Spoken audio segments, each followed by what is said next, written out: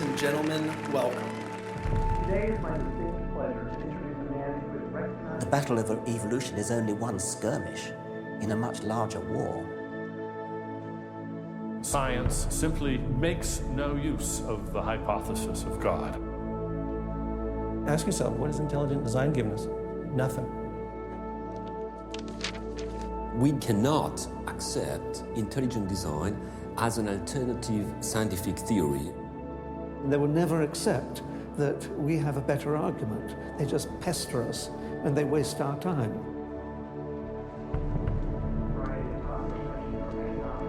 Civil rights, to how to ruin your life in 10 easy steps. Today, Ben is speaking on the topic that has become increasingly important to him over recent years. While Ben has always been an ardent supporter of science, lately he has noticed an alarming trend in the scientific establishment that could have dire consequences for every American. Without further ado, please join me in giving a warm welcome for Mr. Ben Stein. Thank you. Thank you very much. Thank you very, very much. Thank you. Thank you very much, everybody. Thank you very much, gangsters. Thank you very, very much. Freedom is the essence of America. We're talking about freedom of speech, freedom of assembly, freedom from fear, freedom of religion. Martin Luther King said, America is essentially a dream, and he said it is a dream of freedom and equality, and freedom is the way to equality. And America simply would not be America without freedom. In every turning point in our history, the decision has always been about freedom. Freedom is what makes this country great. Freedom has allowed us to create, to explore, to overcome every challenge we have faced as a nation. But imagine if these freedoms were taken away. Where would we be? What would we lose? Well, unfortunately, I no longer need to imagine. It's happening. We are losing our freedom in one of the most important sectors of society, science. I have always assumed that scientists were free to ask any question, to pursue any line of inquiry without fear of reprisal. But recently, I've been alarmed to discover that this is not the case. It all began when I met evolutionary biologist Richard Sternberg in Washington, D.C. His life was nearly ruined when he strayed from the party line while serving as editor of a scientific journal affiliated with the prestigious Smithsonian Museum of Natural History. Your office was over there? That's correct. This here is the West Wing. Directly ahead of us is the West Wing of the Natural History Museum. So now you're not there anymore because you're a bad boy. No, I'm not. No, I was exiled. You're a bad boy. You questioned the powers that be. What was Dr. Sternberg's crime?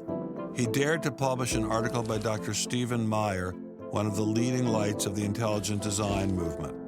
The paper ignited a firestorm of controversy merely because it suggested intelligent design might be able to explain how life began. As a result, Dr. Sternberg lost his office, his political and religious beliefs were investigated, and he was pressured to resign.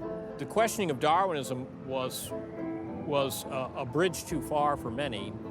The mentioning of intelligent design that occurs at the end of the paper was over the top. And I think the intelligent design proponents have raised a number of very important questions. And you wanted to get those questions brought up and discussed. Placed on the table. Placed on the table. People were so upset about it. They were so upset that you could see they had a physical, emotional reaction. Wow. They were saying that Stephen C. Meyer is a well-known Christian, that Stephen C. Meyer is an intelligent design proponent, that Stephen C. Meyer is a Republican. It was all couched in terms of religion, politics, and sociology. The way the chair of the department put it is that I was viewed as an intellectual terrorist. Terrorist? Because of giving the topic of intelligent design some modicum of credibility. What happened to Dr. Sternberg was terrible, but surely it was just an isolated case. I was still pretty skeptical, so naturally I checked in with the head of the Skeptics Society, Michael Shermer. So I can't prove there is no God or Yahweh in your case, any more than I can prove there is no Isis, Zeus, Apollo, Brahma, Ganesha, Mithras, Allah, or for that matter, the flying spaghetti monster. And think about just one thing. Why would the aliens look like this? Well, that's these are who drew that? bipedal. Who drew that? Skepticism, it's not a position you take. It's just an approach to claims. This one is called the borderlands of science, where sense meets nonsense. Is intelligent design nonsense? Well, it's unproven. So in that sense, it's nonsense. So I would put it in the sort of shaded areas between good, solid science and total nonsense. You know, it's sort of 3/4 of the way toward the nonsense side. But you think, nevertheless, people should be allowed to speak about it and publish papers about it? They are free to write and publish and be heard in public forums and go to conferences just like everybody else does. Well, what if a person published something, say at the Smithsonian, in favor of intelligent design, and then lost his job over it? And it had been peer-reviewed, and published, and then he lost his job over it anyway. What would happen? What do you think about that situation? I think that particular situation, there was something else going on. What was going on? I don't know. I mean, I don't know, because I don't know, but I think there had to be something. People don't get fired over something like that. You roll up your sleeves, you get to work, you do the research, you get your grants, you get your data, you publish, and you work your butt off, and that's how you get your theories taught. Well, but wait a minute. What if you try and roll up your sleeves and go to work and work your butt off, and they say, well, we're going to fire you if you even mention the word intelligent design? I don't think that's happening. Where is that happening? George Mason University. Throughout its 50-year history, our mission has remained clear: to prepare a diverse population of students to think and to grow in a climate of unbridled academic freedom. After Dr. Caroline Crocker simply mentioned intelligent design in her cell biology class at George Mason University, her promising academic career came to an abrupt end.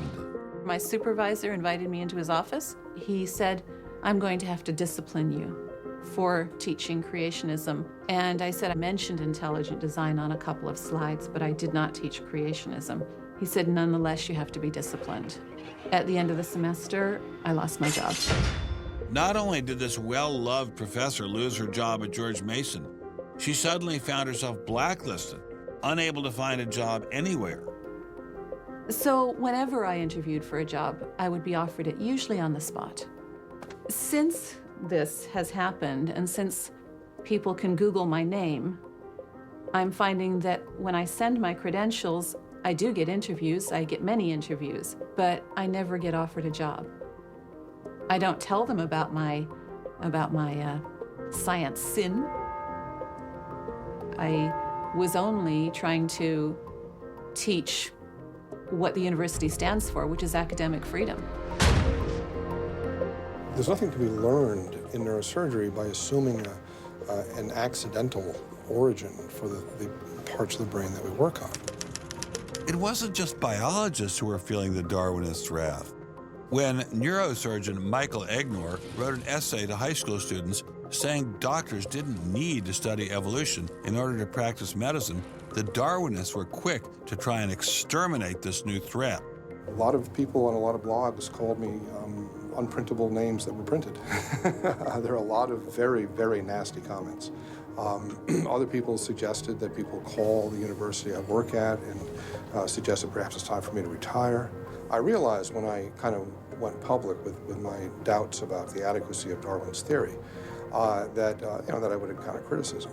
What has amazed me is the viciousness and the sort of baseness of it. I'm an old guy, I have tenure, I'm academically safe, but the young people and what is happening to them in America right now because of this scientism gulag is really terrible. Apparently, Professor Marks was not as safe as he thought. A few months after this interview, Baylor University shut down his research website and forced him to return grant money once they discovered a link between his work and intelligent design. In order to attract grants, you have to market yourself. So you put up sites and call yourself labs and groups and things like that in order to get visibility. And in my entire experience in academia, I never went to any superior and asked them any permission to put up any of these labs. So the fact that this was singled out, let alone shut down, is jaw-dropping. It's astonishing. I have never been treated like this in my about 30 years in academia. Shut up, you freak! I say shut up! It's a madhouse! If you peel back the onion, I think that there is no doubt that the center of this is my work in what some would call intelligent design. People really get emotional about this. Whenever you say intelligent design in a room of academics, them's fighting words. Creationists. Astronomer Guillermo Gonzalez found himself in a fierce shootout with Iowa State University following the publication of his book, arguing that the universe is intelligently designed. Despite a stellar research record that has led to the discovery of several planets, his application for tenure was denied, putting his career in jeopardy. I worried about my tenure a little bit in 2005 when the petition was being circulated because I viewed that as a strategy of Hector Avalos and his associates to try to poison the atmosphere on campus against me because he knew I wasn't tenured yet and I was very vulnerable. I have little doubt that I would have tenure now if I hadn't done any professional work on intelligent design. Dr. Gonzalez had this advice for scientists who might be thinking about following his example. If they value their careers, they should keep quiet about their intelligent design views. We know there are times and places to be quiet, and other times and places when we can make noise if we want to. Will you show us? Of course. Boys and girls, how would you like to show some of the ways we know of being quiet?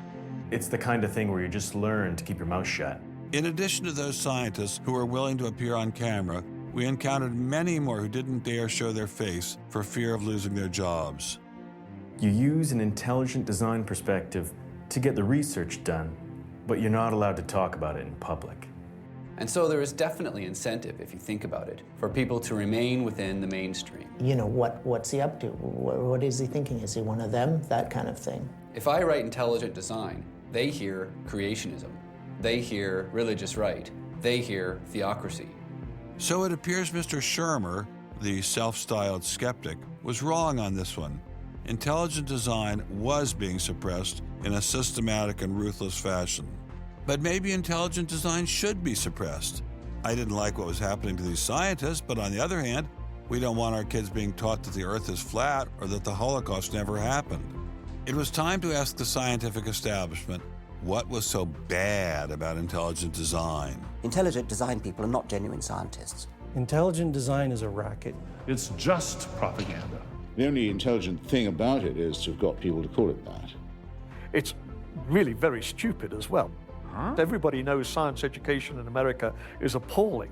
What we don't need at this time is intelligent design in the classrooms. To present intelligent design stunts their educational growth. It stunts their intellectual growth. But what I don't understand is how these animals could have been on Earth millions of years before man.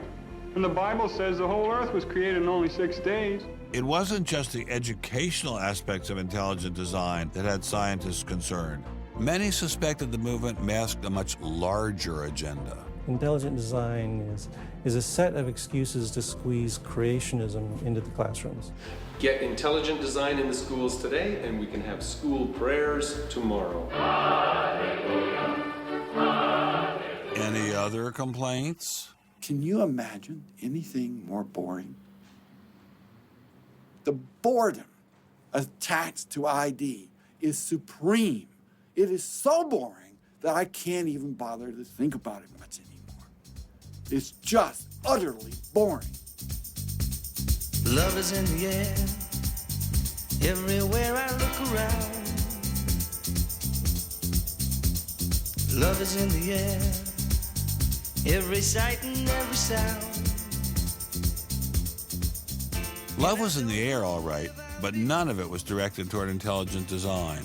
There seemed to be a lot to hate about ID, and nearly all of that hatred was focused on one place: The people from the Discovery Institute, the people who are doing the intelligent design, they're all varnish and no product. The Discovery Institute is a propaganda mill. It's an institution designed to suck in money from religious investors and turn it into a sanitized, somewhat secular version of the creation story to get it into the schools. If they have a way of understanding nature that's superior to the one that we all are making lots of discoveries using, great. Bring it on.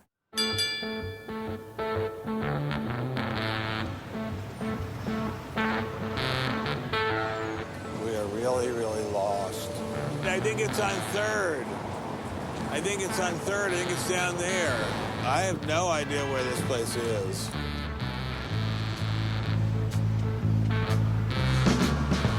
I guess I'll just keep walking. Do you have any idea where the Discovery Institute is? Have you ever heard of that? Never heard of it. Okay, thank you. How are you, sir? I'm good, yourself? Good. Do you have any idea where the Discovery Institute is? Discovery Institute, not a clue. Discovery Institute. Thank you. It's very kind of you to offer. Welcome to Seattle. Thank you, sir. It's got to be this whole building. Yes, where is the Discovery Institute, please? Discovery Institute on the 8th floor, suite 808. Okay, very good.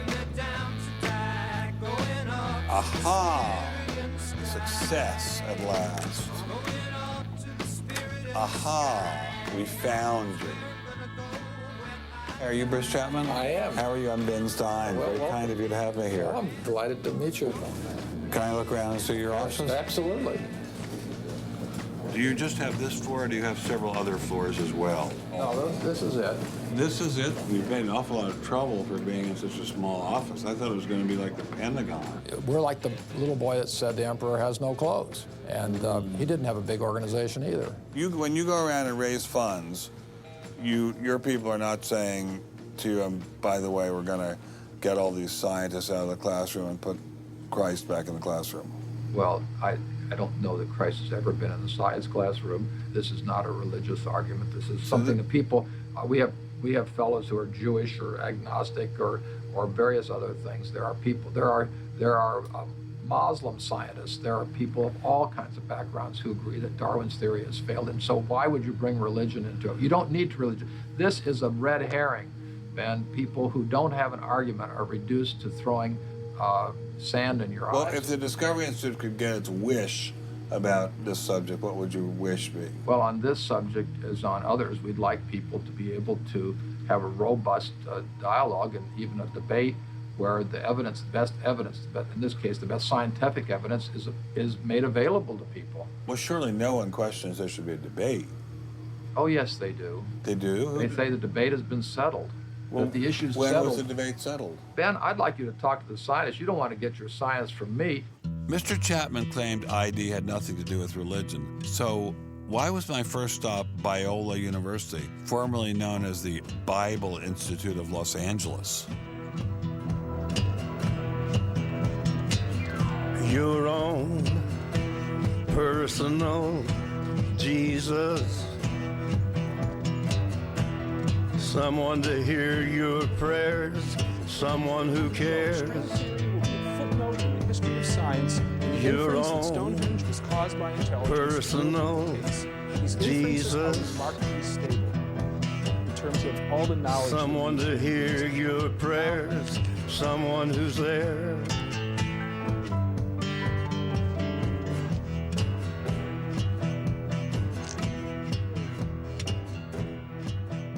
How much money have you ever gotten from Jerry Falwell? $0. How about Pat Robertson? 0. Are you a minister? No. Are you a priest? No. Pastor? No. Youth pastor? Oh, I did teach Sunday school once. Has this all been resolved? I mean, aren't we all Darwinists now? Except for a few cranks like you? Well, it's a funny thing that questions that aren't properly answered don't go away. This question is loaded with all kinds of political baggage, but one-on-one at a scientific meeting after the third or fourth beer, My experience has been that many evolutionary biologists will say, yeah, this theory's got a lot of problems. So you're meaning to tell me that there really is a debate among scientists about whether or not evolution occurred? Well, evolution is a kind of funny word. It depends on how one defines it. If it means simply change over time, even the most rock-ribbed fundamentalist knows that the history of the Earth has changed, that there's been change over time. If you define evolution precisely, though, to mean the common descent of all life on Earth from a single ancestor via undirected mutation and natural selection, that's textbook definition of neo-Darwinism, biologists of the first rank have real questions. But the modern theory of intelligent design is just microwaved creationism. I don't think that's the case. Creationism, properly understood, begins with the Bible and says, how can I fit the Bible into the data of science? Intelligent design doesn't do that. Intelligent design is the study of patterns in nature that are best explained as a result of intelligence. So intelligent designers believe that God is the designer? Not necessarily. Intelligent design is a minimal commitment scientifically to the possibility of detecting intelligent causation. Dr. Nelson didn't sound like a crazy person, but I still suspected ID was nothing but reheated creationism. My next stop didn't seem like it was going to alleviate those fears. I didn't crawl out of the ocean, I didn't come from no monkey. But science tends to forget evolution's just a theory. They present it in the textbooks and on animal TV. Like it's fact, but tell me, were you there 12 million BC? Evolution is from an intelligent design perspective, is perfectly acceptable if the sense is that how did the design get implemented? The issue is there real design there, and are these material mechanisms like natural selection, are these adequate to account for everything we see in biology? And our argument is no, it's not. But Darwin produced all this evidence from his travels and his studies at the Galapagos that evolution explained things. If you look at the history of science, people often have a good idea and then they decide just to run with it. And they say, we're going to apply this everywhere. And so Darwin takes his idea of natural selection and says, I'm going to explain all of life with it. I mean, physics used to be Newtonian physics. Newton was physics. And then we got to look to Einstein, general relativity. It's not, Newton isn't enough. Well, I think likewise what we're finding with Darwin is that he had some valid insights, but it's not the whole picture. Okay, Darwinism may not be the complete picture, but what made these guys think they had the missing pieces? I put this question to Dr. Stephen Meyer, author of the paper that originally got Dr. Sternberg in so much trouble. It's hard to believe that this little town is the headquarters of giant Microsoft. It's enabled Mr. Gates to become fantastically rich. Maybe that's what Steve Meyer's doing here. Maybe this is somehow going to make him fantastically rich. We'll pin him down like a butterfly on a butterfly board. A butterfly on a killing board. Coffee shop straight ahead. Newton is buried in the geniuses corner at Westminster Abbey, right? That's correct, yeah. Darwin is also buried in Westminster Abbey. Right, and so is Darwin. Right near each other, right? And you're here in Redmond in a little building without a sign. Right? And you're obviously an incredibly smart guy, but how dare you challenge someone who's buried in the geniuses corner next to Newton at Westminster Abbey? Well, it may seem a little cheeky, but it's what scientists are supposed to do. When I was in Cambridge, one of my supervisors often advised us to beware the sound of one hand clapping, which was a way of saying if there's an argument on one side, there's bound to be an argument on the other. And what I found in studying the structure of the argument in The Origin of Species is that for every evidence-based argument for one of Darwin's two key propositions, there is an evidence-based counter-argument. Well, but is it a debate? I mean, there's just you and a couple of other guys in a dinky little office downtown, say on one side, and there's the faculties of all the great universities of the world on the other side. Speaking with a great uniform and authoritative voice. Right. Yeah. Well, in any case, the debate really isn't going to be settled by numbers. It's going to be settled by the evidence and the arguments. While I was still in Bill Gates country, Dr. Meyer recommended I check in with molecular biologist Jonathan Wells. What kind of names do they call you? Creationist. What do you say back to them when they say you're a creationist? Well, I usually don't get the opportunity. What's at stake for you personally here? First of all, I love science. I think the way Darwinism corrupts the evidence, distorts the evidence, is bad for science. Well, the other scientists would tell you to just shut up if you love science, okay? Because you're sort of being a bomb thrower into science. I am upsetting the apple cart, and I think it deserves to be upset in this case. Why? Because the evidence is being distorted to prop up a theory that I think doesn't fit it. Was Darwinism really that bad? Perhaps a change of scenery would give me a fresh perspective. Quand je t'ai vu au coin de la rue, tout est vide, j'ai cru que tous les deux, sur le ciel bleu, nous serions très heureux.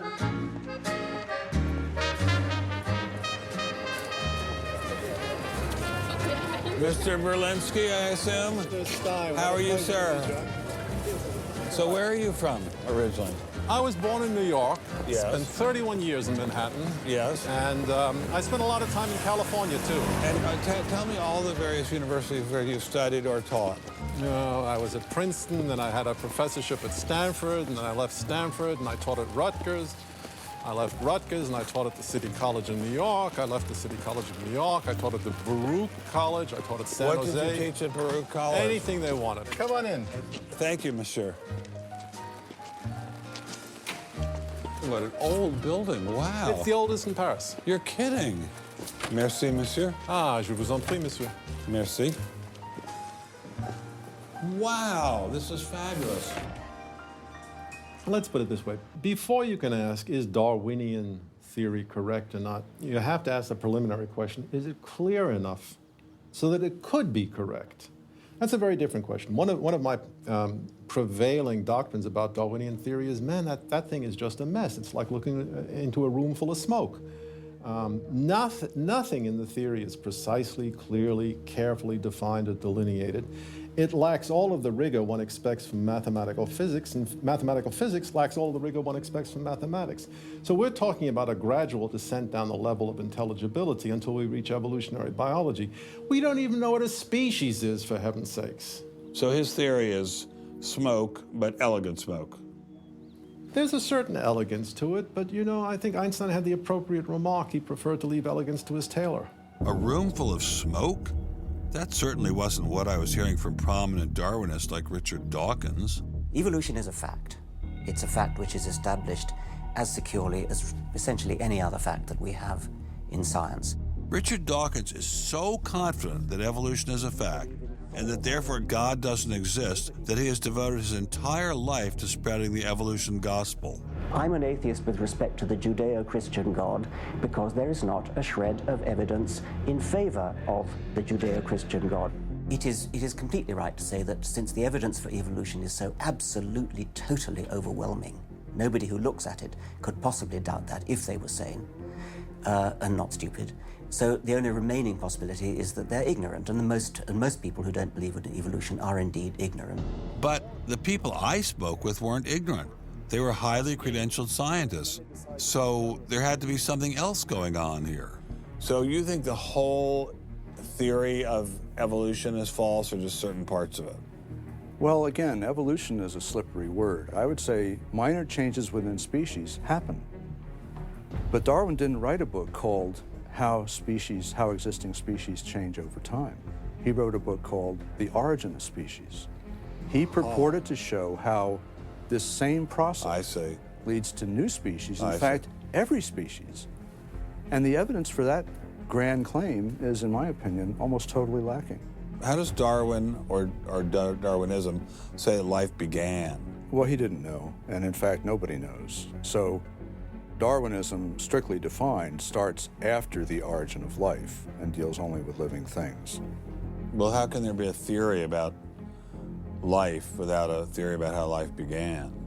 Well, a grand overarching evolutionary story, of course, does include the origin of life, but Darwin's theory doesn't begin until you have the first cell. Well, does someone have a theory about how life began?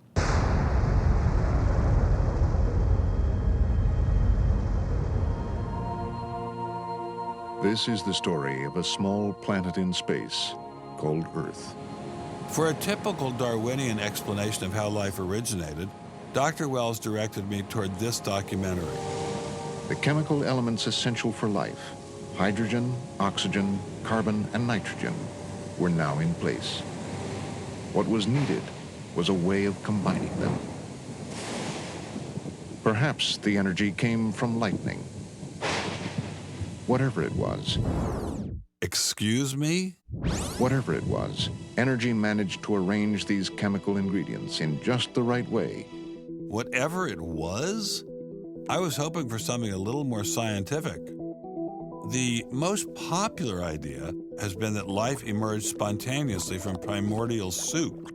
In 1953, Stanley Miller mixed water, methane, ammonia, and hydrogen to simulate the early Earth's atmosphere.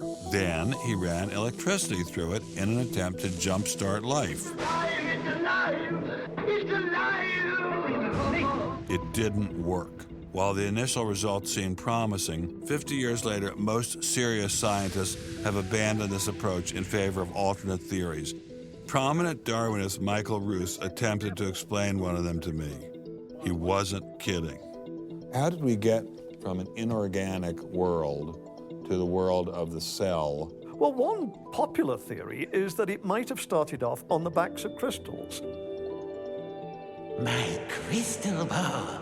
Molecules piggybacked on the back of crystals forming, and that this led to more and more complex. But of course, the nice thing about crystals is every now and then you get mistakes, mutations, and that this opens the way for natural selection. But at one point there was not a living thing. Yeah. And then there was a living thing. How did that happen? Well, that's just I've just told you.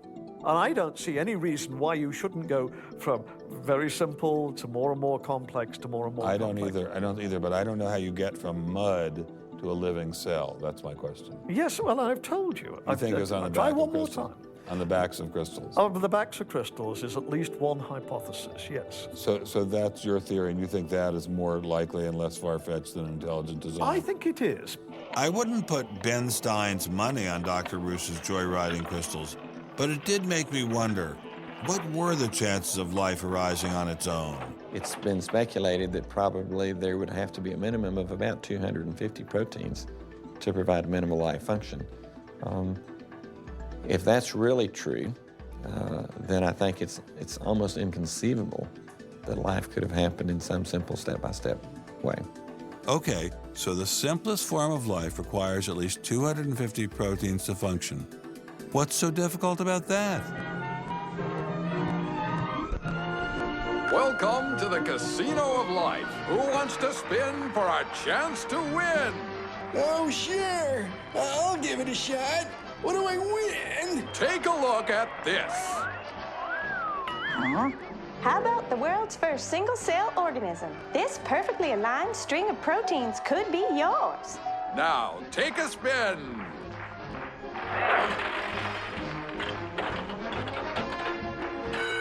I won! Tina, tell him how many times he needs to do that to win the prize. 250. That's right, folks, and all in the correct order. But that's impossible. We've heard that before, haven't we, Richard? Come on, Mother Nature, do your thing. You stupid machine! I hate you!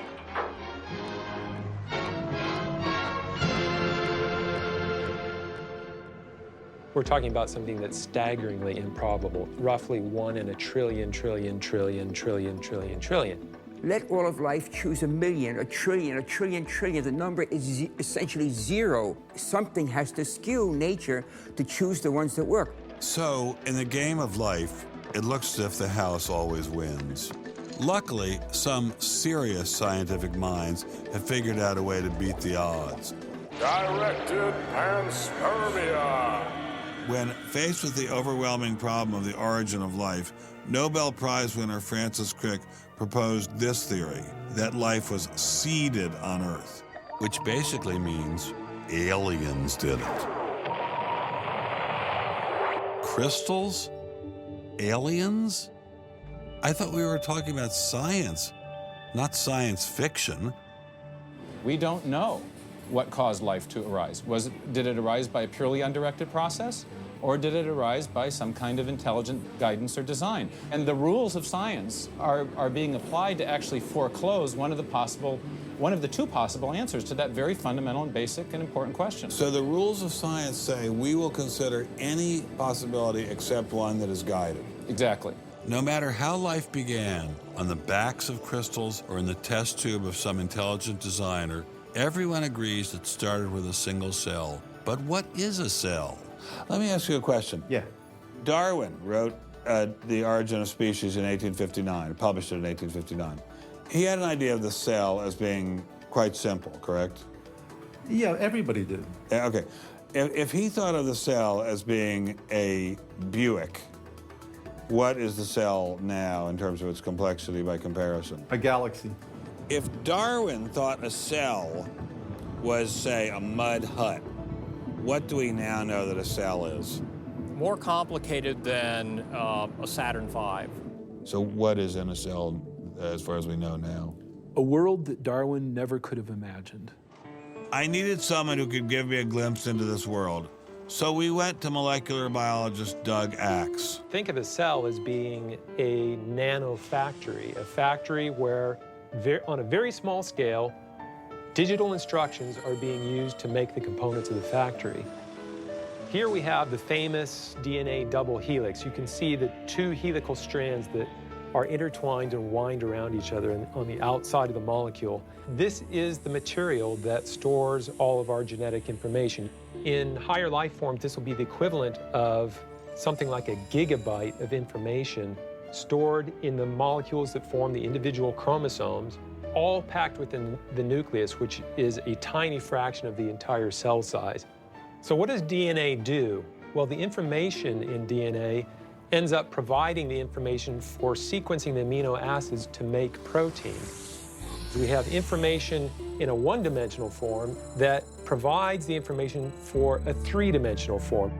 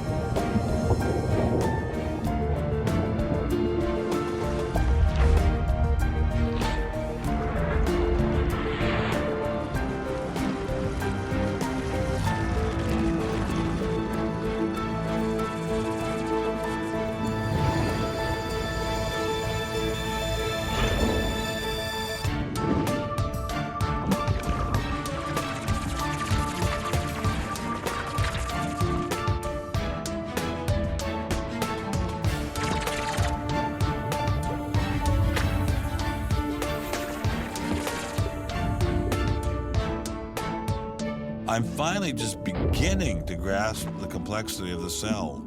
Are there systems within the cell that go well beyond Darwinian evolution? Some type of cellular technology that drives adaptation, replication, quality control, and repair? What if these new mechanisms have massive design implications? Well, I say, so be it. The cell really is like nothing we've ever seen in the physical world. That's got to be firmly grasped. That's not something we can just say, oh, well, it's just a little bit more of the same old, same old. It's not the same old, same old. We are finding is that there's information that's in the cell that cannot be accounted for in terms of these undirected material causes. So It has to be. And so there's some other, so it has to be an information source. So one of the key questions faced by modern biology is, where do you get information from? Well, Darwin assumed that the increase in information comes from natural selection. But natural selection reduces genetic information, and we know this from all the genetic population studies that we have. And where does the new genetic information going to come from? Well, that's the big question. So when we find information in the DNA molecule, The most likely explanation is that it too had an intelligent source. I mean, we need engineering principles to understand these systems, okay? I mean, it's only because of our advancements in nanotechnology that we can even begin to appreciate these systems. But using intelligent design didn't seem to stop the scientists I spoke with, so why all the controversy? Suppose we find, simply as a matter of fact, that our scientific inquiries point in one direction. Which is that there is an intelligent creator. Why should we eliminate that from discussion? Streng verboten? How come? Why? Streng verboten. Very good. What does streng verboten mean? Strongly forbidden. Strongly forbidden. You've got two possible hypotheses. You've got a wall through the middle of through your brain, in effect, through your thinking. You say, well, you can't consider anything on this side of the wall. Only hypotheses on this side of the wall are permissible for consideration. What about academic freedom? I mean, can't we just talk about this? Their reply is that science is not a democratic process. Oh, really? And that there is a consensus view. But wait a minute, we are to subscribe to the wait a consensual second, but view. Darwin challenged the consensus view, and that's how we got Darwinism. If Darwin wanted to challenge the consensus today, how would he do it? Science isn't a hobby for rich aristocrats anymore. It's a multi-billion-dollar industry. And if you want a piece of the pie, you've got to be a good comrade. Scientific ideas. How we get them to you, the people. Every idea must be inspected to ensure that it is safe. All theories must pass through a series of checkpoints. First, the Academy. Getting a controversial theory through the Academy can be dangerous. Few people know this better than Congressman Mark Souder. He uncovered a targeted campaign led by individuals within the Smithsonian and the National Center for Science Education to destroy Dr. Sternberg's credibility. If you want peer reviews, if you want to be published, if you want to go to respected institutions, the core view does not tolerate dissent. There's kind of a, this is the way it is, and anybody who's a dissenter should be squashed. Are you going to be on my side if I let you up? Sure, Chick, sure. I'm on your side. Just let me up. I'll do anything you say. Souder isn't the only one who has witnessed the Academy's tactics. Journalist Larry Witham has seen similar behavior during his 25 years of covering the evolution controversy.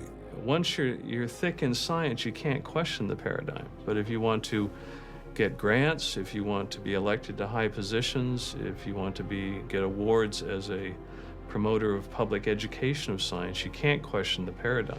People cannot be trusted to form their own opinions. This business about open-mindedness is nonsense. Why is the scientific establishment so afraid of free speech? There is this fear that if one aspect of the theory is closely scrutinized, there's going to be an unraveling. Who are you? Oh, I am the great and powerful Wizard of Oz. I interviewed dozens and dozens of scientists, and when they're amongst each other or talking to a journalist who they trust, they'll speak about, it's incredibly complex, or molecular biology is in a crisis. But publicly, they can't say that. Keeping a keen eye on the Academy, our various watchdog organizations. Listen to Eugenie Scott of the National Center for Science Education. The NCSE has been at the heart of virtually every evolution controversy over the past 25 years, vigorously defending the Darwinian gospel. We have had a lot of business, unfortunately, at NCSE in the last few years, because virtually every state in which science education standards has come up for consideration has had a big fight about the coverage of evolution in them. NCSE was started by a group of scientists and teachers who were very concerned because in the late 70s and early 80s, there were a lot of attempts to pass equal time for creation science and evolution laws. And clearly, this is something that neither scientists nor teachers liked. It wasn't exactly help the creationists are coming, but it's, kind of along those lines. Most scientists just throw up their hands and say, creationists, they drive me crazy, you handle it.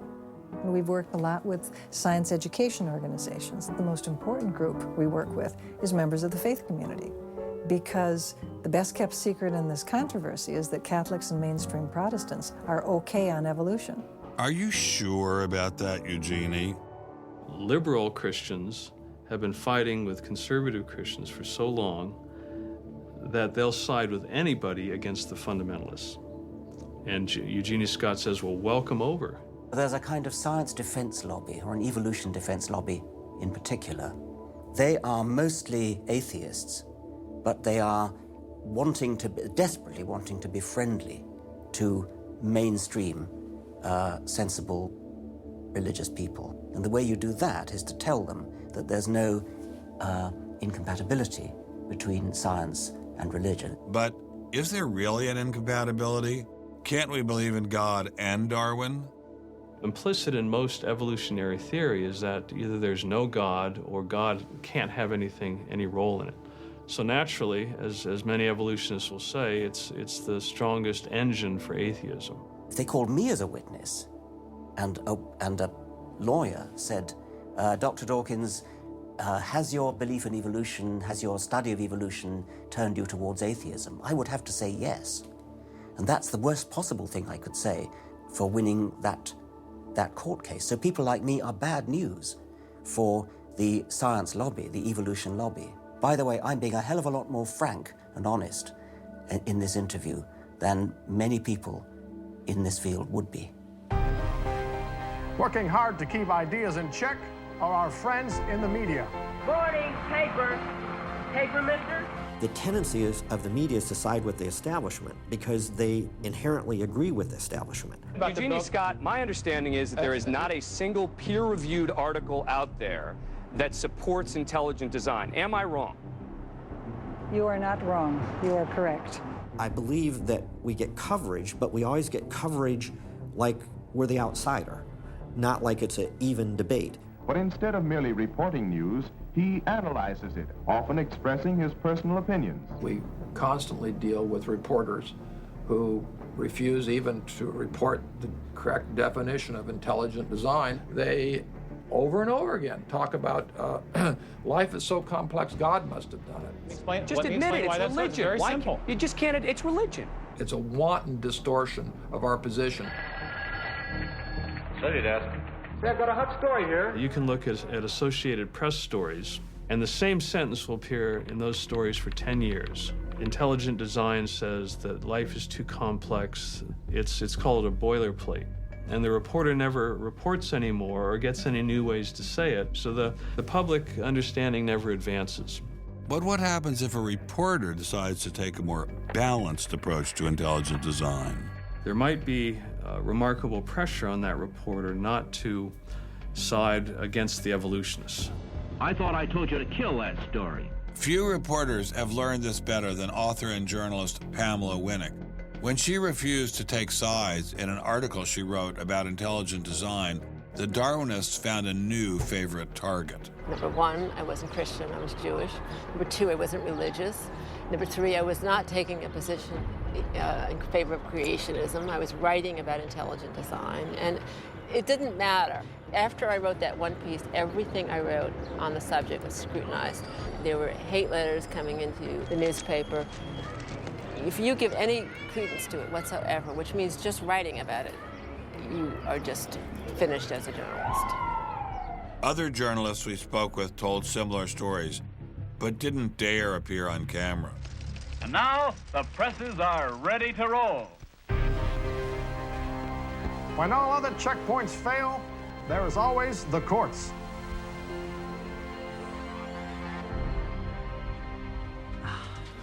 We have spent an enormous amount of time trying to prove to the court what everybody already knows, that intelligent design is a particular religious belief. But I thought scientific questions were settled by the evidence, not by taking people to court and suing them. How do other countries deal with such disputes?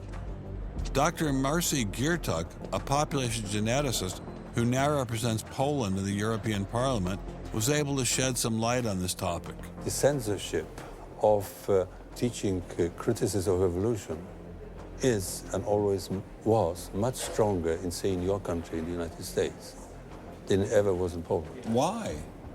Why would the censorship? That is because you have a political correctness in your country. These issues are brought to court And the court says what you can and what you cannot teach. We want to know what you teach, what books you use, how you teach it. We never had that sort of way of deciding scientific issues in Poland. We never had the courts involved. So you are saying that as far as the teaching of science is concerned, Poland is freer academically than the United States? I think in this particular issue of evolution, I think this is true. But how effective are the courts in deciding such matters? What about the general idea that intelligent design is doomed as a result of several recent legal setbacks? I think court cases don't decide anything. I mean, if you look at the Scopes trial, who won that trial? It wasn't the evolutionists. I mean, it was the Tennessee law was upheld, barring evolution. And yet, in the popular imagination, Scopes is the hero. Inherit the Wind, that movie, which is really bogus history based on the Scopes trial, has carried the day. These issues go much deeper than any decision by a judge. The evolution debate does seem to run much deeper than the courts, much deeper even than science. To generate this level of hostility, ID must threaten something at the very core of the Darwinian establishment. The entire globe is today the site of a momentous conflict. It is the challenge of ideas.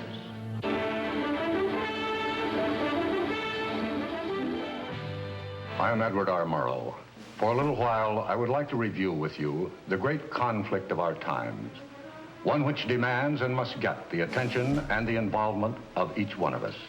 This conflict over the principles of evolution has become a religious war.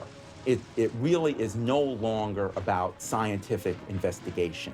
It is total competition with an antagonist who is putting into it everything within his capability. The situation has reached a point where many of evolution's top apologists have switched from defending Darwinism to attacking religion in what they see as a bid to stamp out intelligent design at the source. Richard Dawkins is the best example of this. His recent book, The God Delusion, has sold over 1 million copies worldwide. The God Delusion is my long-expected, long-worked-on full-frontal attack on religion. To me, science is about trying to explain existence, and religion is about trying to explain existence. It's just that religion gets the wrong answer. But is Dawkins correct? Are science and religion really at war? For an appraisal of this continuing and protracted conflict, we can go to a reporter who has watched the growing conflict with the perception of a trained military observer. Oxford professor Alistair McGrath, author of The Dawkins Delusion, seemed like the ideal person to answer my question. Richard Dawkins has a charming and very, I think, interesting view of the relationship between science and religion. They're at war with each other, and in the end, one's got to win, and it's going to be science. It's a very naive view. It's based on a complete historical misrepresentation of the way science and religion have interacted. Dawkins seems to think that a scientific description is an anti-religious argument. Describing how something happens scientifically somehow explains it away. It doesn't. But the questions of purpose, intentionality, the question why, still remain there on the table. And I think it was just a catastrophic mistake to have someone like Dawkins address himself to profound issues of theology, the existence of God, the nature of life. He hasn't committed himself to disciplined study in any relevant area of inquiry. He's a crummy philosopher. He doesn't have the rudimentary skills to meticulously assess his own arguments. Genius guy, though. Very smart guy. A little bit of a reptile, but a very smart guy. The opposing point of view in this conflict rests on a fundamentally different vision of man. If you have two distinguished scientists, and in fact you can range many more on each side, as you know, saying exactly opposite things, that's telling me that the conflict is not between science and belief in God. Otherwise, you'd expect all scientists to be atheists.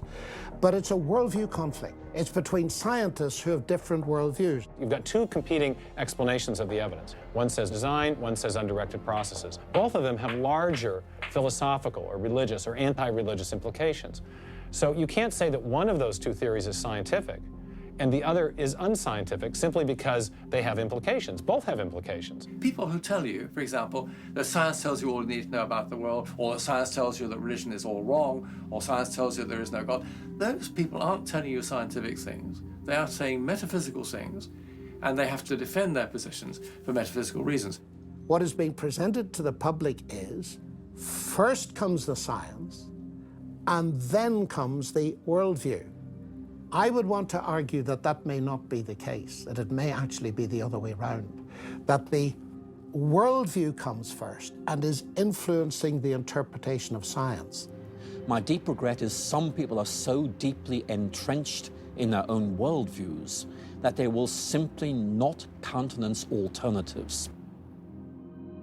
I'm actually a person of the left, and not even a particularly religious person. I think of myself as a kind of humanist. And I think it's sending a very bad message to religious people who are interested in science, that in some sense, in order to do science credibly, they have to leave their religious beliefs at the door. The founders of early modern science, Sir Isaac Newton, Robert Boyle, Johannes Kepler, Galileo, most of these early scientists all not only believed in God, but they thought their belief in God actually made it easier to do science. You can be religiously motivated and you can do good science. And they have more often gone together than not gone together. Admitting our biases is the best way towards rational discussion, which I would welcome. Rational debate is a nice thought, but it's nearly impossible in the current climate. I'd seen the chilling effect that this unquestioning devotion to Darwinism has had on science, but were there other consequences? No gods, no life after death, no ultimate foundation for ethics, no ultimate meaning in life, and no human free will are all deeply connected to an evolutionary perspective. You're here today and you're gone tomorrow, and that's all there is to it. Dr. Will Provine, professor of the history of biology at Cornell University, gave us another disturbing glimpse into where Darwinism can lead. Oh, I was a Christian, but I never heard anything about evolution because it was illegal to teach it in Tennessee. Dr. Provine's first biology professor changed all that. He started talking about evolution as if it had no design in it whatsoever. And I came up to him and I said, "You've left out the most important part." And he said, "If you feel the same way at the end of one quarter, I want you to stand up in front of the students in this class and tell them this deep lack in evolution." And I read that book so carefully, and I could find no sign of there being any design whatsoever in evolution. And I immediately began to doubt the existence of a deity. But it starts by giving up an active deity. Then it gives up the hope that there's any life after death.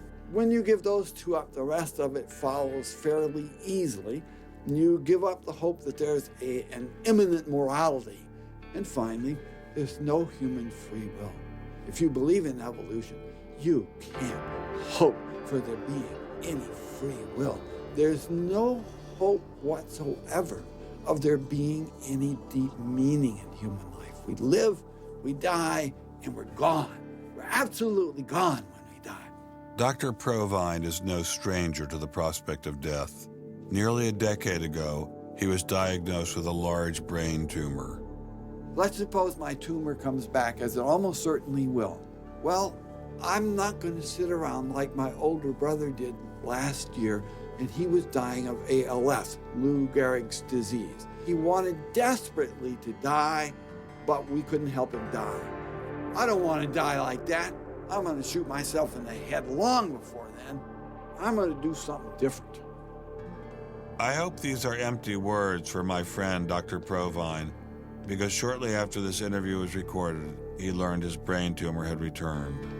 I don't feel one bit bad about holding the views that I do. There's not anything in the views I hold that makes me, oh, I wish I had free will, or, oh, I wish there were a God. I don't ever wish that. Dr. Provine's deconversion story was typical amongst the Darwinists we interviewed.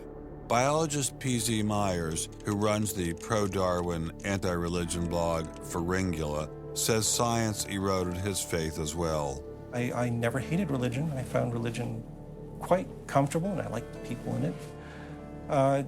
What led to the atheism was learning more about science, learning more about the natural world, and seeing these horrible conflicts with religion. And it was then, when I discovered evolution, when I discovered Darwinism, that I realized there's this magnificently elegant, stunningly elegant explanation, which I didn't quite understand to begin with. When I did understand it, then that finally killed off my remaining religious faith. After hearing these stories, I was not surprised to discover that most evolutionary biologists share Professor Dawkins' views.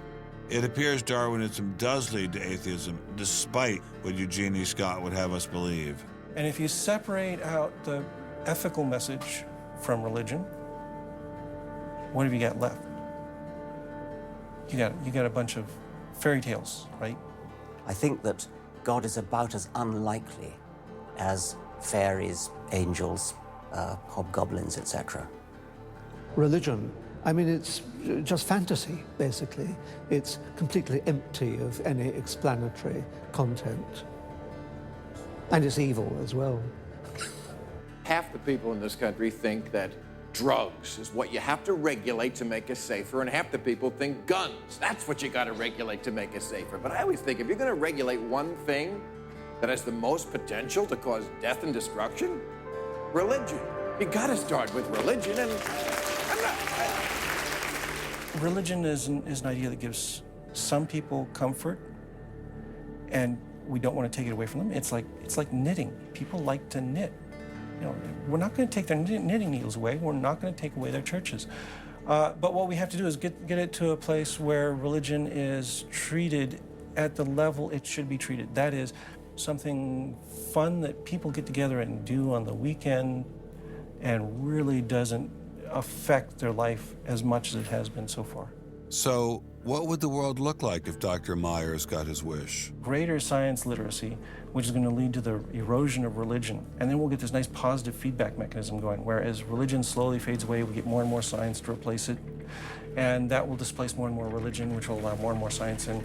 And we'll eventually get to that point where religion has taken that appropriate place as a side dish rather than the main course. But will eradicating religion really lead to a modern utopia? Let me try to imagine that. And let's let history be our guide.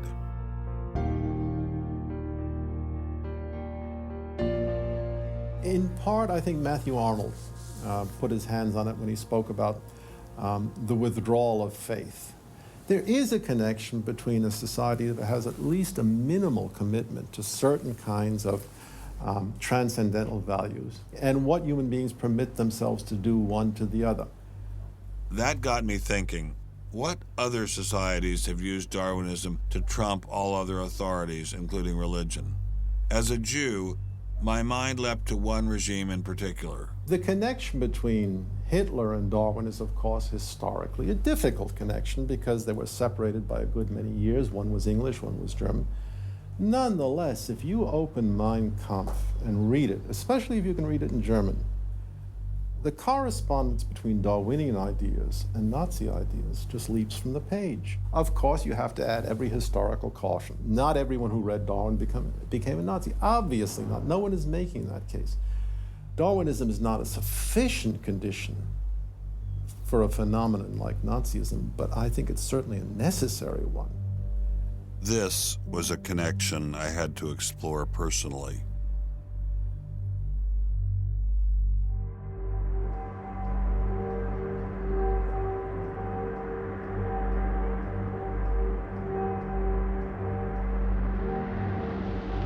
American officers arrive at a Nazi institution seized by First Army troops. Under the guise of an insane asylum, this has been the headquarters for the systematic murder.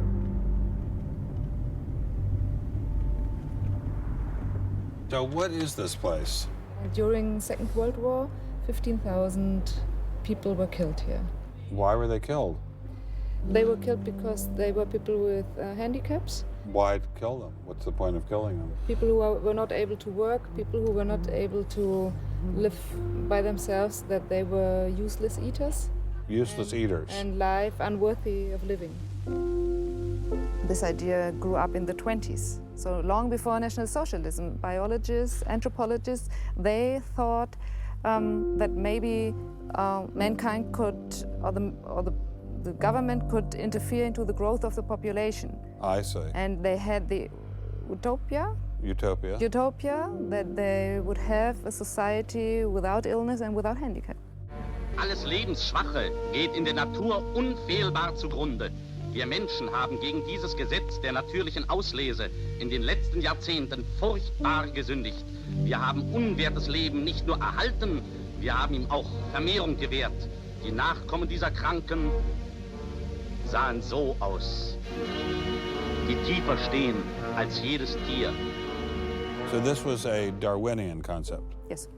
And also a Malthusian concept, very much Malthusian. Malthusian? Thomas Malthus, who said that there was a shortage of resources, English philosopher, so there was a shortage. Yes, but the Nazis, they relied on Darwin. They relied on Darwin? Yes, Darwin and German scientists. Patients were led down this hallway to Nazi doctors who decided who would live and who would die. They were accompanied by 15 nurses. Nurses, yes. Nurses, male and female nurses. So nurses were helping lead them to their doom. Yes.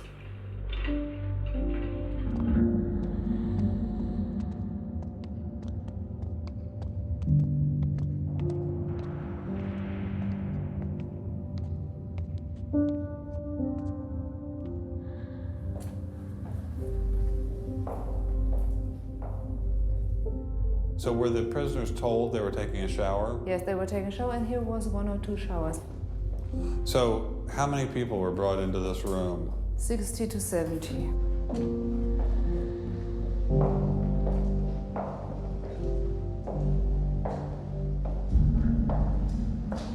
So what is this?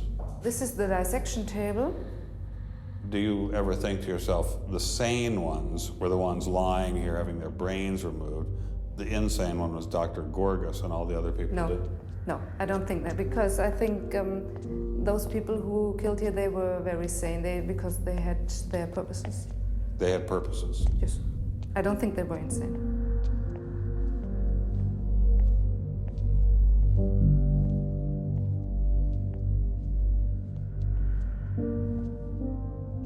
They had 2 crematory ovens. I see. And they killed about 70 people. A day. So a day, so they had... That's barely enough time. And they only killed from Monday to Friday. So... Because the people who were doing the killing needed to have the weekend off. If you met Dr. Gorgas today, what would you say to him?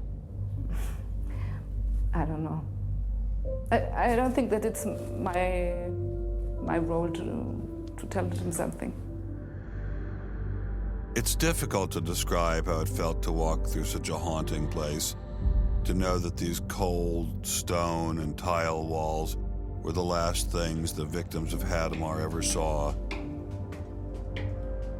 I wanted to explore this connection further, so I met with the author of From Darwin to Hitler, Dr. Richard Weikart.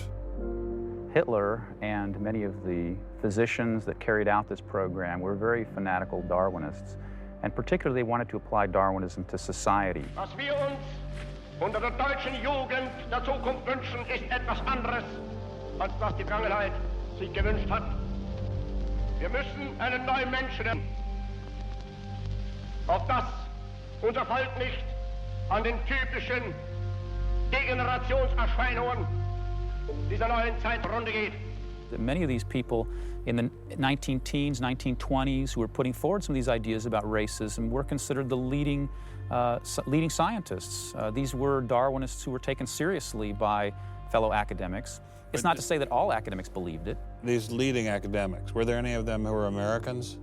There were plenty of Americans who were saying similar kinds of things.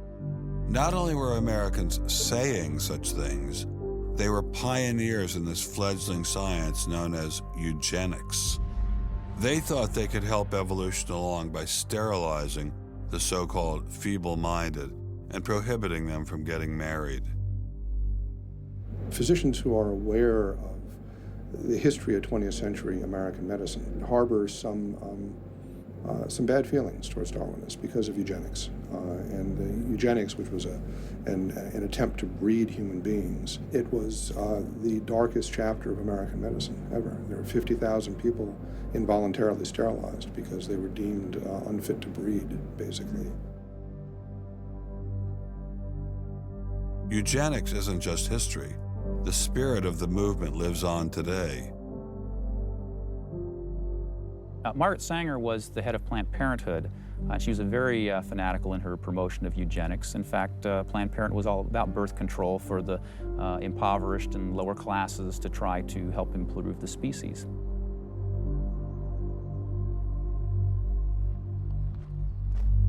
From Hadamar, I traveled with Dr. Weikart to Dachau, where the Nazis applied the ideas of eugenics on a massive mechanistic scale. When it was a fully functioning concentration camp, and what was the purpose of it? I mean, part of it was to repress political enemies. What was the rest of the purpose? Well, beyond the repression of the political enemies, which was its purpose at the very beginning, then later on it transformed into repressing racial enemies. And sometimes those categories overlapped because sometimes they thought that these people were political enemies because they were inferior biologically. The war itself was part of the Darwinian struggle for existence for Hitler. And he saw the extermination of the Jews as one of those fronts to this warfare going on as this Darwinian struggle for existence. Would you say that Hitler was insane? No, I wouldn't say he was insane. I think he had imbibed some very, very wrong ideas. And in fact, I think he took the logic of them in certain ways that brought him to take very radical solutions for them. Would you say he was evil? Oh, I'd definitely say he was evil. Is there such a thing as evil? Oh, I think there is. And is there such a thing as good? Oh, definitely. And evil can sometimes be rationalized as science. Oh, sure. And evil can sometimes be rational. When it's rationalized as science, and I think when it's rationalized in this particular way, I think Hitler thought he was doing good. He thought he was doing good? Oh, I think so. He thought he was benefiting. He thought he was benefiting humanity by driving evolution forward and creating a better humanity.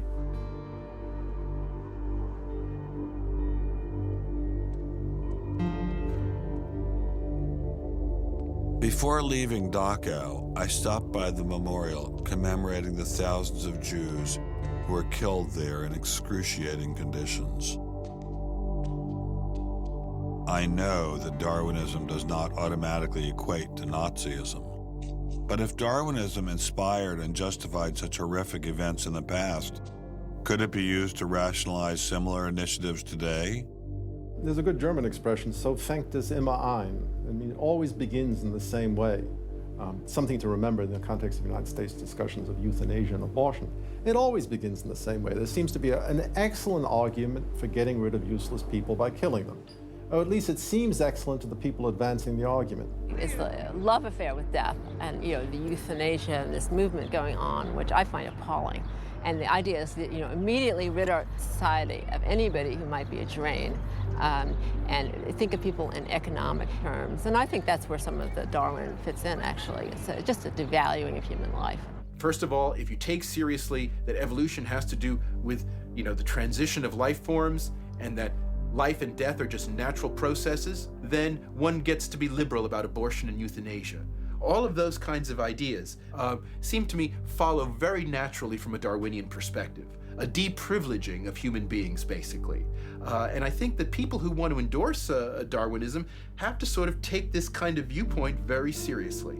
And when we see an elite, and it is an elite that controls essentially all the research money in science, saying there is no such thing as moral truth, science will not be related to religion. I mean, it's essentially official policy of the National Academy of Science that religion and science will not be related. I mean, hey, that cuts off a lot of debate, doesn't it? What's going to happen if this doesn't change? Well, I think we're watching it happen, aren't we? I needed time to think, so I traveled to the birthplace of this idea.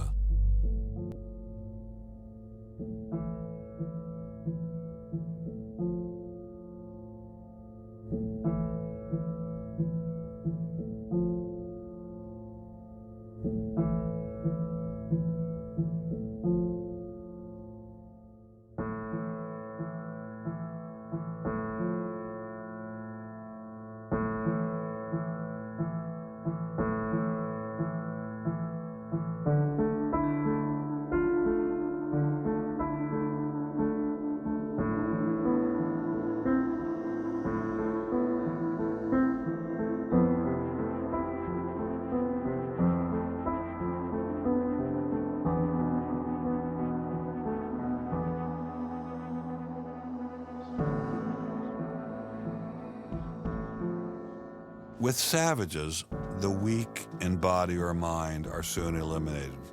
We civilized men, on the other hand, do our utmost to check the process of elimination.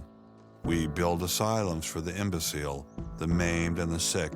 Thus, the weak members of civilized societies propagate their kind. No one who has attended to the breeding of domestic animals will doubt that this must be highly injurious to the race of man. Hardly anyone is so ignorant as to allow his worst animals to breed. Charles Darwin, The Descent of Man, 1871.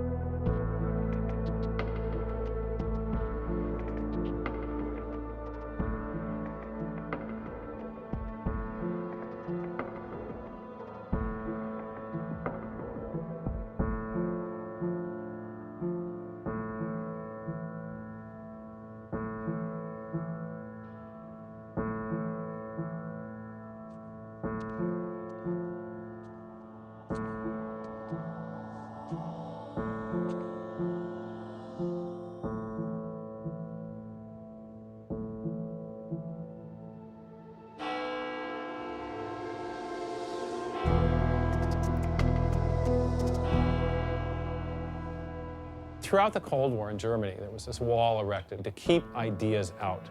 It was erected by people who held an ideology, that were afraid of a competition from other ideas that would come into their society. And what we're seeing happening in science today is very much like that. But I think that's just a strategy for protecting a failing ideology from competition. America didn't become the great nation that it is by suppressing ideas. It progressed by allowing freedom of speech and freedom of inquiry. Thomas Jefferson got it right when he wrote, "We hold these truths to be self-evident, that all men are created equal, that they are endowed by their Creator with certain unalienable rights, that among these are life, liberty, and the pursuit of happiness." Hundreds of thousands of Americans have given their lives to protect these values, but now they're under threat once again. It wasn't just scientists who were being expelled. It was freedom itself, the very foundation of the American dream, the very foundation of America. If we allowed freedom to be expelled in science, where would it end? The Darwinian establishment is so massive and so entrenched, it appears impenetrable. I couldn't bring it down myself, but I could at least confront those who had expelled the scientists I'd met. What would you say if you had Eugenie Scott sitting next to you? What would you say to her? I would ask her, by what authority does she and those like her presume to declare what is and is not science. You know, he's sort of made himself martyr of the day. They've gotten a lot of mileage out of, you know, poor Rick Sternberg. And we got lip service from the leadership of the Smithsonian, but I didn't feel they ever followed through. We went into the Smithsonian looking for answers, but we ran into the same stone wall as Congressman Souter. We're not authorized to do this, so it's a stop. Come on down to the office, what you do.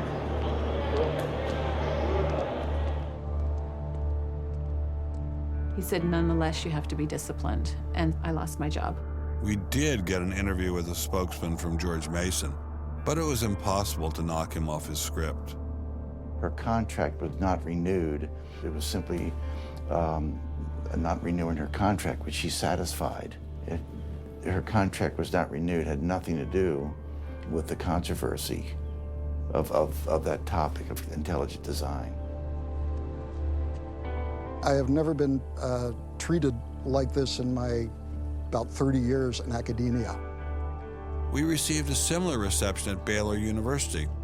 They refused to admit that what had happened to Dr. Marks had anything to do with ID.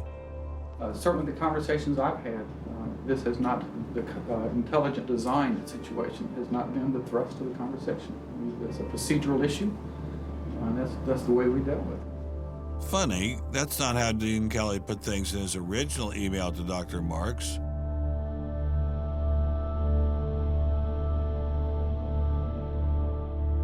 I'm not mixing my religion with my science. The questions that I ask in my intelligent design research are perfectly legitimate scientific questions. At least the top guns at Iowa State were willing to own up to their actions. What we wanted to stop is the use of the name of ISU to validate intelligent design elsewhere, and we did succeed. I really think a lot of Guillermo. He's a great guy. So, I mean, that's why I'm kind of disappointed, all right, that he should have just left this alone. So, in my opinion, should have just left it alone. Dr. Hauptmann elaborated further on his great regard for Gonzalez. This is quoting an email from you to Mr. Avalos. You say, "Sometimes it is just best to ignore idiots," in reference to Guillermo. And then the religious nutcases should be challenged at every opportunity. Yeah, because, for example, you... in that case, I'm thinking more of, say, the creationist crowd who claims that God put all the animals on an ark and that's it, all right? That's where all of our animals came from today. That's crazy, okay? You shouldn't be insulting even children with that kind of thing. So these are the idiots, all right? They've always been around. They've always been around. Going after the perpetrators in each of these cases wasn't getting me anywhere. So I reconnected with Dr. Berlinski and Dr. Schroeder to see if they had any advice.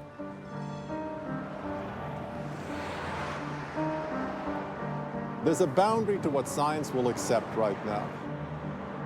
I think the parallel is exactly this wall coming down. Ask any Berliner from the east side what it meant to have the wall come down. If it is possible to make a break in the wall that will allow academia to ask these fundamental questions that exist and allow them in the science classrooms as well. It'd be nice to see the scientific establishment lose some of its prestige and power. It'd be nice to see other questions being opened up. Above all, it'd be nice to have a real spirit of self-criticism penetrating the sciences. What can I do to bring down the wall? Is there anything I can do? Make it apparent to the world that a wall exists. There are vast numbers of persons who talk about academic freedom. And there is academic freedom as long as you're on the correct side of the wall. But if you're on the wrong side of the wall, as we mentioned a few moments ago, you lose tenure, and that's a given. I took Dr. Schroeder's words to heart. Obviously, I couldn't take down the wall myself, but I could confront one of its modern architects.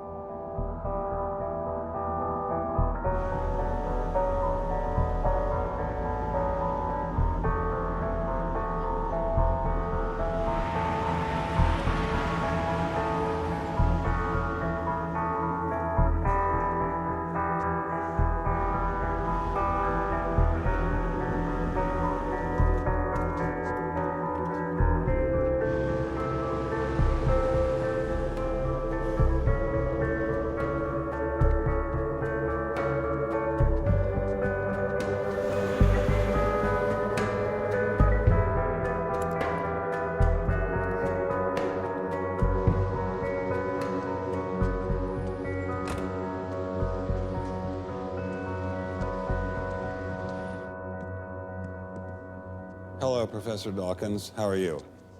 I'm Ben Stein. I'm so sorry to keep you waiting. How are you? Fine, thank you. You have written that God is a psychotic delinquent invented by mad, deluded people. No, I didn't say quite that. I said something rather better than that. Oh, well, please tell us what you said. Please tell us what you said. Well, I would have to read it from the book. No, please. The God of the Old Testament is arguably the most unpleasant character in all fiction. Jealous and proud of it, a petty, unjust, unforgiving control freak, a vindictive, bloodthirsty ethnic cleanser, a misogynistic, homophobic, racist, infanticidal, genocidal, filicidal, pestilential, megalomaniacal, sadomasochistic, capriciously malevolent bully. So that's what you think of God? Yeah. How about if people believed in a God of infinite lovingness and kindness and forgiveness and generosity, sort of like the modern day God? Why spoil it for them? Why not just let them have their fun and enjoy it? I mean, I don't want to spoil anything for anybody. I write a book, people can read it if they want to. I believe that it is a liberating thing to free yourself from primitive superstition. So religion is a primitive superstition? Oh, I think it is, yes. So you believe it's liberating to tell people that there is no God? I think a lot of people, when they give up God, feel a great sense of release and freedom. Why do you think that? I mean, what's your dad? What's your scientist? What's your data? I think, well, I've had a lot of letters saying that, and I've... There are 8 billion people in the world, Dr. Dawkins. How many letters have you had? No, I haven't done that. That's quite true.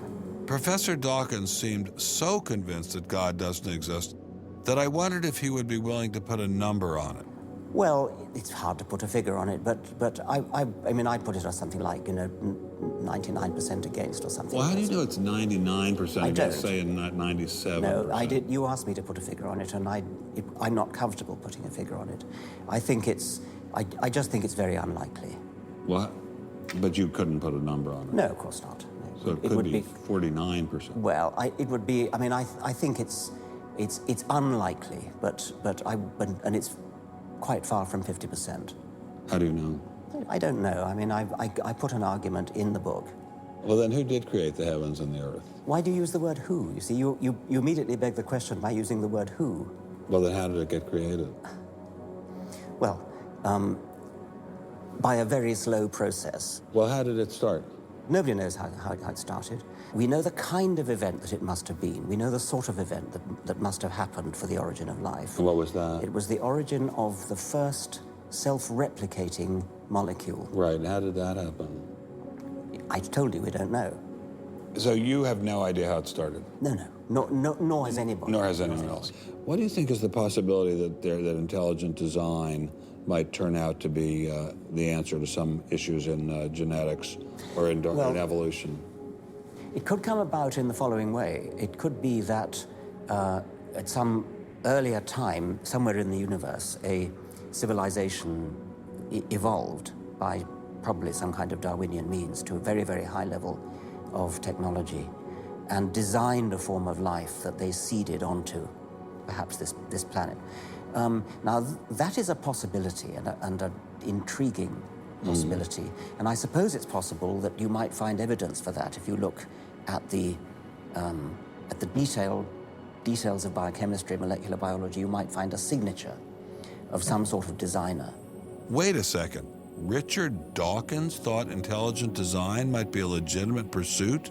And that designer could well be a higher intelligence from elsewhere in the universe. Well, but that higher intelligence would itself have had to have come about by some explicable or ultimately explicable process. It couldn't have just jumped into existence spontaneously. That's the point. So Professor Dawkins was not against intelligent design, just certain types of designers, such as God. So the Hebrew God, the God of the Old Testament, he doesn't exist in your view? Certainly. I mean, that would be a very unpleasant prospect. And the Holy Trinity of the New Testament, nothing like that. Do you believe in any of the Hindu gods? Like Vishnu? How can you ask such a question? You don't, right? How could I? I mean, why would I, given that I don't believe in any others? You don't believe in the Muslim God? No. I mean, why do you even need to ask? Well, I just wanted to be sure. So you don't believe in any God anywhere? Any God anywhere would be completely incompatible with anything that I've said. I assume. Yeah. I just wanted to make sure you don't believe in any God anywhere. No. What if after you died you ran into God?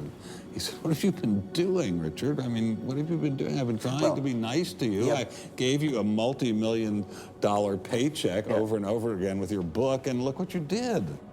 Bertrand Russell had that point put to him, and he said something like, "Sir, why did you take such pains to hide yourself?" But if the intelligent design people are right, God isn't hidden. We may even be able to encounter God through science, if we have the freedom to go there. What could be more intriguing than that?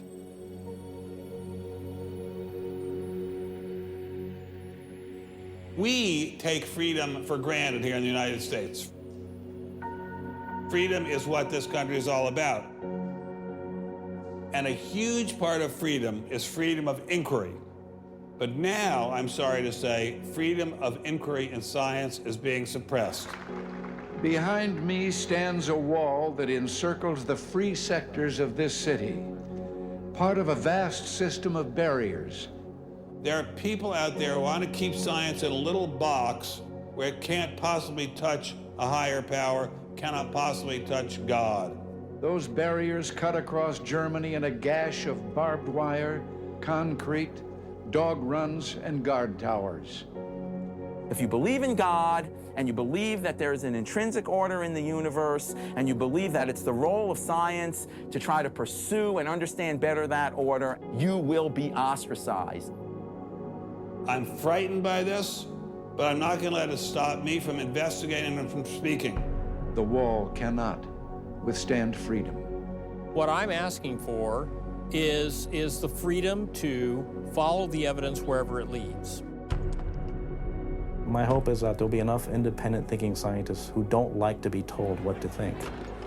People on both sides of the argument being prepared to talk and listen. And above all, a willingness to keep these dialogues open. It might allow a lot of very good scientists to be scientists who aren't being allowed to be scientists right now. I don't care what they end up as being. I don't care if they end up being religious, a young earth creationist. If they have thought their way through the issues and get there, I'm all for them. And why do I think we're going to win in this struggle? Because truth crushed to earth will rise again.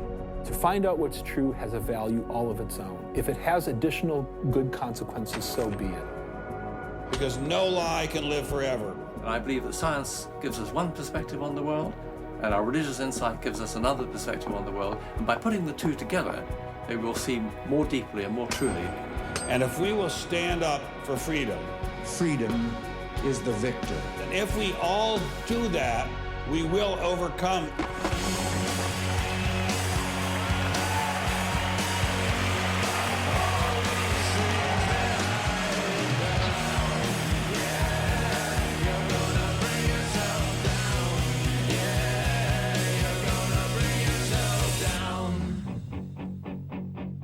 I've taken a first step by speaking out on this issue.